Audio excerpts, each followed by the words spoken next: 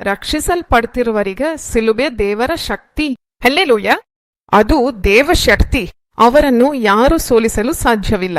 ಯೇಸು ಕ್ರಿಸ್ತನನ್ನು ಹೃದಯದಿಂದ ಅನುಸರಿಸುವವರನ್ನು ಯಾರು ಕೆಳಗೆ ತಳ್ಳಲು ಸಾಧ್ಯವಿಲ್ಲ. ಯಾಕೆಂದ್ರೆ ನಿಜವಾದ ಸಿಲುಬೆಯನ್ನು ಹೊತ್ತು ಪ್ರಭುವನ್ನು ಗುರಿಯಾಗಿಟ್ಕೊಂಡು ಸಾಕ್ತಿರುವ ಯಾವುದೇ ವಿಶ್ವಾಸಿಯನ್ನು ಯಾರು ದಮನಿಸಲು ಸಾಧ್ಯವಿಲ್ಲ. ಯಾವುದೇ ಶಕ್ತಿಯೂ ಅವನ್ನ ತುಳಿಯಲು ಸಾಧ್ಯವಿಲ್ಲ.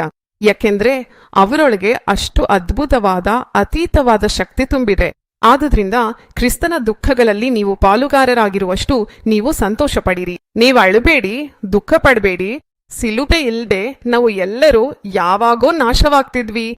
ಇಂದು ನಾವಿಲ್ಲಿ ಕುಳಿತಿದ್ದೇವೆ. ಆದ್ರೆ ಇಷ್ಟು ಸಂಕಷ್ಟಗಳನ್ನು ತಾಳಲು ಎಷ್ಟು ಶಕ್ತಿ ಬೇಕು. ಆದ್ರೆ ನಾವು ಒತ್ತಡಕ್ಕೊಳಗಾಗ್ಲಿಲ್ಲ. ನಮ್ಮನ್ನು ಸಂಕಷ್ಟಪಡಿಸ್ತಿರುವಷ್ಟು ನಾವು ವಿಸ್ತರಿಸಿ ಬಲಶಾಲಿಗಳಾಗಿದ್ದೇವೆ. ಚಪ್ಪಾಳೆ ತಟ್ಟಿ ದೇವರನ್ನು ಸ್ತುತಿಸಿ. ಸಂಕಷ್ಟಪಡಿಸ್ತಿರುವಷ್ಟು ಇಸ್ರಾಯೇಲ್ಯರನ್ನು ಸಂಕಷ್ಟಪಡಿಸ್ತಿದ್ದಂತೆ ಅವರು ವಿಸ್ತರಿಸಿ ಬಲಶಾಲಿಗಳಾದ್ರು ಅಂತೆ. ಅದೇ ಸಿಲುಬೆಯ ಶಕ್ತಿ. ದೇವರಿಗೆ ಸ್ತೋತ್ರ. ಹಲ್ಲೆಲೂಯಾ.